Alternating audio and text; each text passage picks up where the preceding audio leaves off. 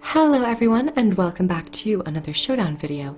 Today I'll be bringing you a basic rundown of each of the power DPS professions with comments on their strengths and weaknesses.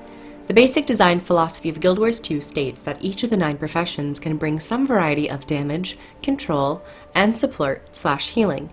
But for the sake of this video, I will be pinpointing the professions that I believe have substantial power damage capabilities.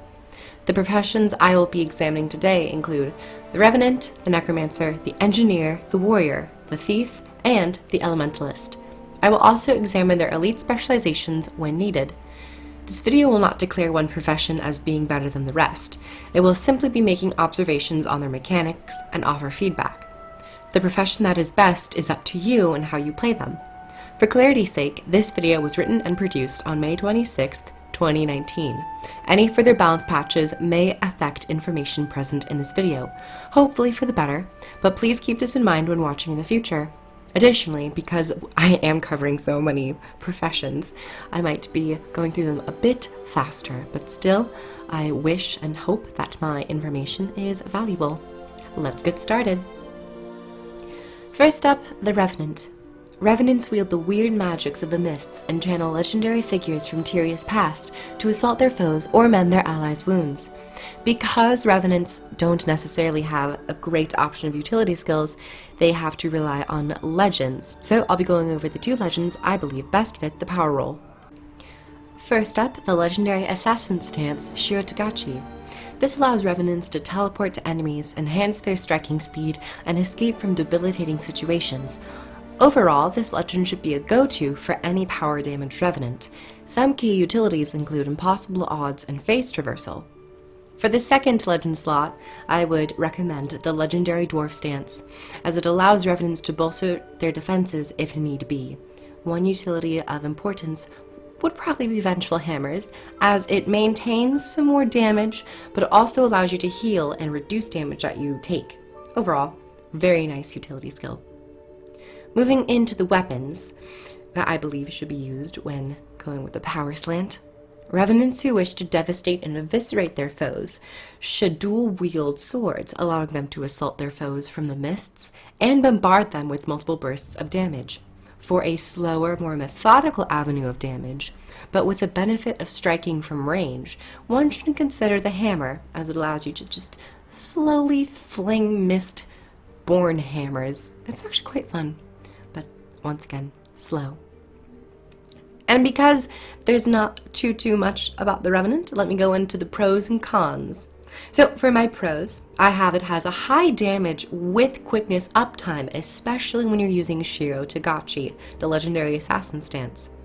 And it also has easy access to Fury and Might, with the 2 trait lines, Invocation and Devastation. Invocation primarily focuses on Fury, while Devastation, if you take 1 trait, can allow you more access to Might generation for yourself. Additionally, for the pros, it has access to evade frames if you need. Specifically in the sword, the 3rd ability, Unrelenting Assault, you just go into the mists and then bounce around, and it's a very satisfying skill to use. Now moving into my cons section. So the long range damage, as I previously said, is very slow, so you have to definitely get accustomed to it or get some quickness. Legends narrowly support range, and what I mean by this is that there aren't really legend utility skills that can be cast from a super long range. So you really have to stay either in close quarters or mid-range. And finally, low defensive boons if you're not using Chalice / the Retribution trait line. So you might need to be a little bit more careful when it comes to getting into melee range. I will say striking from afar is always more defensive. However, you have a harder time because you really only have the hammer to rely on. Next this is what I would run in terms of a build for damage, devastation, retribution, and invocation. Coming up second, we have the Engineer. The Engineer is a tinkerer of many gadgets and potions. Engineers love the mechanical and have a solution for every situation somewhere on their tool belt.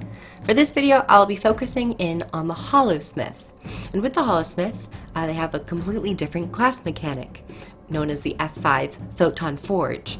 The Photon Forge allows a Holosmith to deal massive damage in melee range and barrage enemies with a blitz of burning bullets. You can further augment this in the Holosmith trait line, but baseline, the Photon Forge does great damage. It has gap closers, it has one ranged ability with a blitz of bullets, you have great CC with the 5th skill, and overall builds up heat, which later affects other utility skills if you take the utility skill type Exceed. Now let me go into the weapon that I would recommend.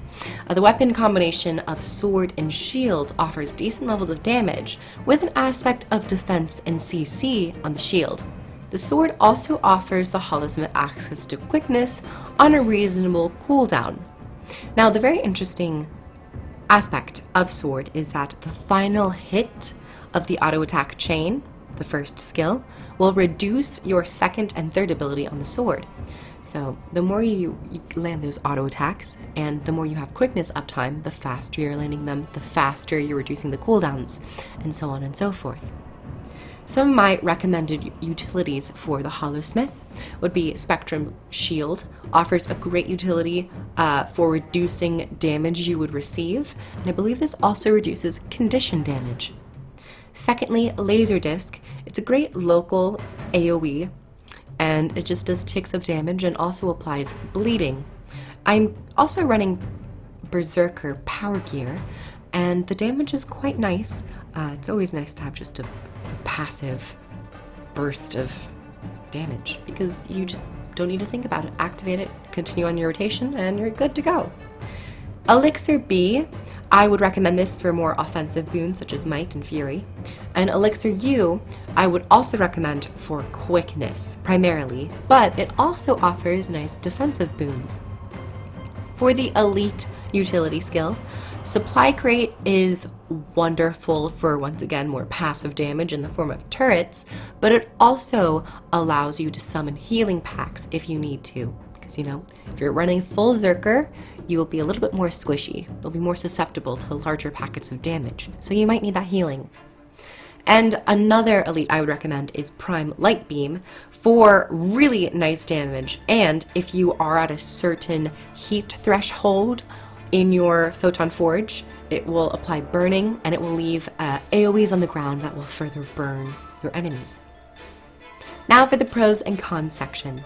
For my pros, I would say that it has a heavier damage output with Photon Forge, and this means that you don't really need to worry about what weapon you're using. You just have to select Holosmith, and you have Photon Forge no matter what you take. Secondly, it has ease of access to personal boons if you decide to go with elixirs. You can also spread your boons out if you throw your elixir on your tool belt skills. And finally, it has gap closers and modest range if you take certain traits for the Photon Forge. Now for the cons. I would say Holosmiths can be killed quite easily if you are not paying attention to how many enemies are around you, or you're not paying attention to the specific enemy you're fighting if they happen to be a boss enemy per se, where you have to learn to dodge or manage your stability or Aegis. Secondly, Sword is outshined by the Photon Forge, unless you get to certain heat thresholds where you can use your second ability that just sprays out a bunch of spikes. Sword, I feel, is just, it's there when Photon Forge is off cooldown. Now for what I would run. I would run Explosive, Tools, and of course the Holosmith. Thirdly, we have the Necromancer. Necromancers are masters of dark, wicked magics, utilizing horrific minions, decaying curses, and brutal spells. In specifics for this video, I'll be examining the Necromancer Elite Specialization, the Reaper. So for the class mechanic of the Necromancer, it has a Death Shroud, but when you specialize into a Reaper, you get Reaper Shroud, which allows the Reaper to manifest a Scythe of Shadows and rip their enemies in a dark flurry, granting them insane maniacal damage, which can further be augmented using traits. So overall, Reaper Shroud, go-to damage. So let me go over the weapons. Reapers who want to gash their enemies, they should pick up their core weapon, the Greatsword. Highly recommend it. This allows them to hit heavily with the slower pace of attacks and chill their enemy, preventing them from fleeing quickly. Now, if you're looking for a longer ranged option, the main hand axe allows them to rip foes from afar. And for a faster melee weapon, I'd recommend the main hand dagger, which also allows the Reaper to siphon health from enemies. So the Greatsword, big, chunky, slower hits, axe, nice ranged, flat power damage, and if you want something a bit faster, recommend the dagger. For the utilities of the Reaper, Shadow Fiend is a minion, and it allows the Reaper to sustain a passive cadence of moderate damage, which can even be activated. The Shadow Fiend has an active skill for a little bit of condition application. Secondly, Well of Suffering, it pulses damage and vulnerability in an area, granting them some more area pressure, and I've actually been running this recently, and it does wonders. It applies vulnerability, it's great. Signet of Spite just passively increases power if you are looking for that. The Shouts, you are all weaklings, bolsters your own strikes by increasing your damage through might, and it will also weaken enemies who are hit. Secondly, Nothing Can Save You. This augments your attacks by making them unblockable for a short duration, and you corrupt enemies' boons into vulnerability. Now, for the elite options, Flesh Golem, a elite minion, is another passive damage route, but can be activated to knock down enemies, to chunk break bars.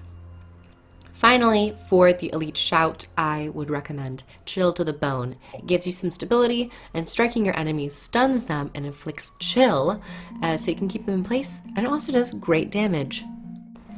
Now for the pros and the cons. For the pros, Reaper Shroud with quickness obliterates enemies. You can take a trait which allows Reaper Shroud to give you a consistent pulse of quickness, and you can go absolutely ham. Secondly, high amounts of health with high damage. Necromancer has the highest health pool of any of the light armor professions, and not only does it have a large health pool, but it also has Reaper Shroud, which acts as a second life bar.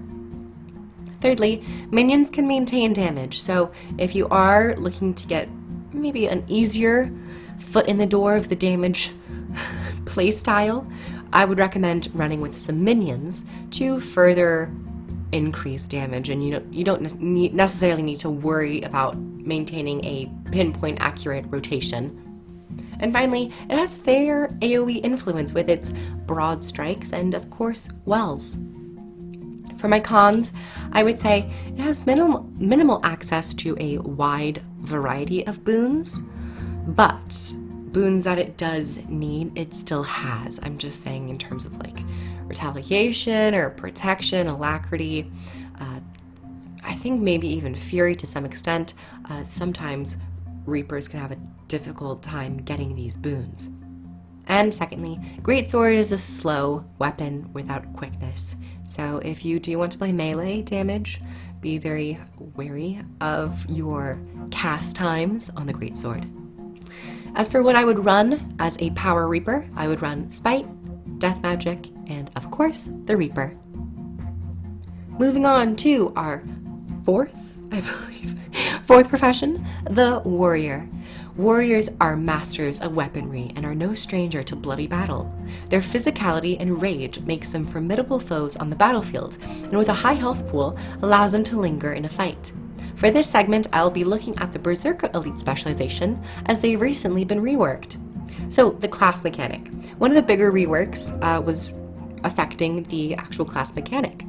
Going Berserk now grants access to primal bursts throughout the duration of the Berserk mode.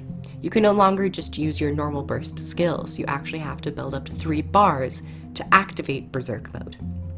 Depending on what weapon you are using, the Berserker can explode in a fiery power damage, especially Greatsword and Axe. I'm looking at you two. Speaking of Greatsword and Axe, let's move on to the weapons. Greatsword is a tornado of edged steel and will allow any aspiring damage dealer to devastate any foe. You have great mobility, you have gap closers, you can throw your sword to cripple your foe. Your primal burst while in berserk mode is insane. It was actually recently nerfed in PvP in World vs. World because it was too strong. Additionally, for your second weapon set, I would suggest dual wielding axes, as it will open a fury application. It has cripple and another whirlwind of damage with your axe 5th skill. Moving on to the utility sections, I would recommend, as a berserker, Sundering Leap. It's a great gap closer, which with moderate damage, and it applies vulnerability, but more importantly, it extends your berserk mode by 5 seconds. And berserk mode is extremely important, as when you're in that mode, you have 300 power increase and a 300 condition damage increase. Note to that, it does take away 300 of your toughness. Second utility, Wild Blow. It deals a critical strike and grants fury. Additionally, it adds to berserk mode in terms of the duration. And thirdly, for my utilities that I would recommend, Outrage. It allows you to break stuns on a very short cooldown, and once again, it extends your berserk mode. Now for the elites, I'd like to mention Signet of Rage just if you want passive adrenaline generation, but more importantly, I would recommend Headbutt, as it's a regular CC on like a 25-second cooldown, I believe, or 20-second. It's a really low cooldown, and it also will extend berserk mode if you happen to be in your Zerk mode. If you're just not in it, you're gonna get a Headbutt, and it will fully generate your bar. I think, maybe, don't quote me on that. I'm trying to go off of memory here. So, moving on to the pros and the cons. So for the pros, it's crazy burst damage while you are zerking. Greatsword, your primal burst arc divider, get close to people and just start spinning. It's also capable of pumping out might if you take phalanx strength, if it's just like a little pro, that'd be. And thirdly, warriors have a high health pool, a really high health pool. However, as I said before, with Zerker, you have lower toughness. And I'll get to that point right now in the cons section. So first, for the cons sections, long range damage is, I feel, lower than melee, especially in when you're using the rifle. It's nice, but the rifle is slow, and I don't think can pump out just as much damage as if you were in melee. A point that I've been mentioning throughout this section, going into your berserk mode will lower your toughness by 300. You can correct this with a trait, but you might lose damage if you decide to take that specific trait. And finally, healing from others or yourself is crucial. So you'll be using a lot of your healing abilities if you do have aggro or you're fighting by yourself and you're up against like 1 or 2 enemies.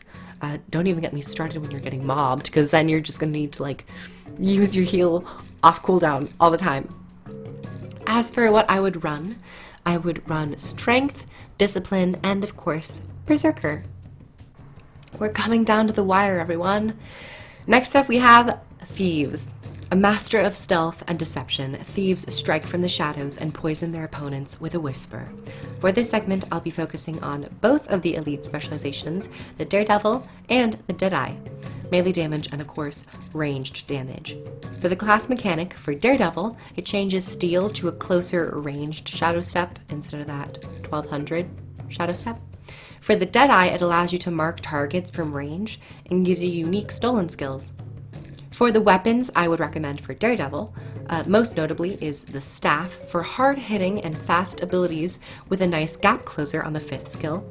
And segueing to Deadeye, most notably would be the Rifle, which allows you to eliminate enemies from afar, maintaining that nice range, but also bursting down single enemies. Now for the utilities. I'll first cover the Daredevil. First up, Bandit's Defense. It's a quality defensive utility which allows you to retaliate with an attack if you happen to block. Secondly, Fist Flurry, a very strong flurry of attacks with a chain that leads into a final palm strike, which does a decent amount of damage. And for the sake of putting these here, I'll have Assassin Signet and Signet of Agility. Assassin Signet increases power, a Signet of Agility increases your precision. Moving on to the Deadeye Utility portion, we have Binding Shadow, which roots the target in place, which allows you to get an easier window to damage said enemy. Secondly, Shadow Flare. It expands in a damaging shadow pulse, and it works well with an immobilized target. And finally, Shadow Gust, which knocks back any foes who get a little too close for comfort. For the elites, Basilisk Venom damages break bars and can also be spread to allies to further damage break bars and hinder your foes. Thieves' Guild allows for extra quote-unquote minion damage. It's a guild of thieves that spawn. It's 3 of them. They'll do their stuff and then they'll leave. And Shadow Meld for not Deadeye. No, actually no, not Daredevil, but Deadeye. Shadow Meld grants more access to stealth if you need it. Now for the pros and the cons. So for the pros, heavy power damage on both, I'd say. Daredevil excels at melee damage with your staff, while Deadeye can excel at range damage. Specifically for Daredevil, it's very fast, and once again for Daredevil, you have extra dodges. You have a total of 3. And final pro for Deadeye, fantastic damage at ranged. Moving on to the cons section. You have low health pool as a thief, but you do have extra stealth and evade frames, which makes up for it. It's a bit more of an active defense playstyle, but don't let that fool you. If you don't know how to do it, you will not live too long. For the Daredevil, for con, you have increased danger in melee range, and this is what I was saying with low health pools. You have to be on your evade frames and know what your enemy is doing. For the Deadeye, when you kneel, or if you happen to kneel, which is where, in my opinion, you get most of your damage from, you are more prone to attacks because you can't move. You can dodge, but you can't freely move until you decide to stand back up again. Now for the build I would run, it would be Critical Strikes, Deadly Arts, and of course, Daredevil or Deadeye. And finally, we have the Elementalist. The Elementalist is a scholar who focuses on mastering the elements of Tyria. Using fire, water, air, and earth, the Elementalist can adjust to any scenario. For this damage segment, I will be primarily focusing on the Weaver Elite specialization. The class mechanic for the Weaver, the Weaver mixes the 4 attunements into each other, giving the Elementalist access to powerful dual attacks that wouldn't be available if you didn't specialize. For the weapons, if you want to go melee, I would recommend using sword-dagger combination to slaughter foes. And if you want to take the ranged aspect, I highly recommend using a staff. It's from ranged, and you also have really nice access to area of effect spells. For utility skills, I would recommend Stone Resonance. It pulses barrier onto you, allowing you to stay in a fight for a longer period of time. And as an Elementalist, a very squishy glass cannon, you want more defense, just so you can do more damage. Secondly, Primordial Stance. Depending on the attunement mixture, you can pulse out heavy damage and conditions in a localized area around you. I play with this, I've been playing with this more often, and with the certain grieving stat that I'm taking, it's a lot of fun. Next, I'm just going to umbrella term Arcane Utility Skills. Arcane Utility Skills offer quick bursts of critical damage, and Arcane Shield can further give you a little bit more defense. Signet of Fire improves your precision, and finally, Glyph of Storms. It conjures a storm based on your main attunement, and depending on that, you can get more damage, conditions, whatever benefit you're looking for. Moving on to the elite sections, we have Glyph of Elementals, which summons a minion for, once again, another passive form of damage where you don't really have to think about it all too much, unless you want to use their active ability. And finally, my elite my elite skill recommendation would be Weave Self, which offers passive attribute increases whenever you swap and channel an attunement. And once you go through all 4, fire, water, air, and earth, you can activate this into a modest crowd control, which I believe floats your enemies. I don't think it does too much damage. Honestly, I would like to see that active reworked a little bit, but that's just me. Hey. Now for the pros and cons sections. For the pros, heavy damage. Weaver has been, for a very long time, one of the leading DPS classes, but I think in recent balance patches, it's kind of taken a step back, but it's still a close contender. It has long range and close range capabilities that are nothing to scoff at, especially on large hitbox enemies. Some of these professions that I've gone over either excel in one area or the other, but Elementalist does a pretty good job at both.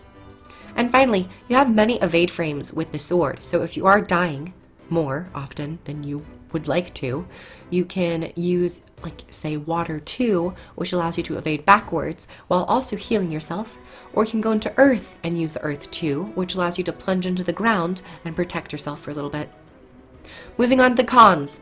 Number 1, it has very low health. I think Elementalist is the lowest health character in the game, or lowest health profession in the game. Hence why having a utility which gives you more defense is quite beneficial. Secondly, it needs others to provide boons, I would say. You can get vigor, you can get some might and fury, but if you want like alacrity or quickness, that's where kind of chronomancers and revenants would need to come into play, or a firebrand. And finally, it has one, in my opinion, has one of the hardest learning curves in terms of rotations and weaving into certain attunements using a skill, going into another one, also weaving in your utility skills, and then if you happen to take Weave Self, using that rotation, managing how long that buff is on you. Overall, it's a lot. Weaver is a lot, but it has a nice payoff if you can master it. As for what I would run, I would recommend Fire, Air, and of course, the Weaver. Now for the actual ranking of the professions that I've chosen. We have 1, 2, and 3. 1 being, in my opinion, the best. The 2 being middle ground, and 3 not necessarily being the worst, but one that could be, maybe use some minor alterations. But in general, I will say, this category, they're all very strong damage dealers, and in my opinion, they're all really good. So, starting off with number 1, we have Weaver, Revenant, and of course the Warrior. I originally would not have put Warrior on this list, but because of the recent changes to Berserker, it's like, yeah, Warrior needs to be on here, specifically Berserker. So yeah, Berserker's on here. Weaver, because just insane damage, and Revenant, because of the fury and quickness uptime, you can pump out a lot of damage. For the second tier, I have Reaper, and in same order, Daredevil and Deadeye. Reaper, because it's seen many more improvements in terms of its power. If you guys remember back to Heart of Thorns, it had a really rough period where it was just not a good power specialization. But because ArenaNet has had more time to develop specializations, Reaper has become much more viable as a power build. Daredevil, just because melee is so fast, so much to do, you're just spinning your staff all over the place. And Deadeye for the range aspect, really nice, and great single target damage. Amazing single target damage. And finally, that leaves the Holosmith. I do like the Holosmith. Holosmith I think is still really good, especially for open world and such. You can probably take it in raid still with decent food, utilities, and general or well-equipped grasp of how Holosmith plays, how your rotation is and such. Overall, I think Holosmith is still good. If you're a Holosmith main or an engineer main, totally understand. This isn't like terrible. Just, I'm gonna rank them because it's a showdown, you know. They might get changed, you know. It really doesn't matter, but that's how I've ranked them. Thank you everyone for watching. I hope you guys enjoyed. Like the video if you'd like to comment below on your thoughts on the professions that I've chosen. I did not do all 9 because you could technically There are DPS options for all 9 specs, but I just wanted to do 6 because this video is already 30 minutes long. Imagine going through 3 others. It's a lot. But yeah, this was just more for fun as well. And also I just like doing these. Anyway, like the video, comment below, and subscribe for more Guild Wars 2 videos, and I'll see you all in the next video. Bye everyone! Mwah. Down below I have links to all things Guild Wars 2 for free-to-play players and expansion players alike. So if you or a loved one are interested in playing Guild Wars 2, check the links down below and begin your adventure in Tyria today. See you in game!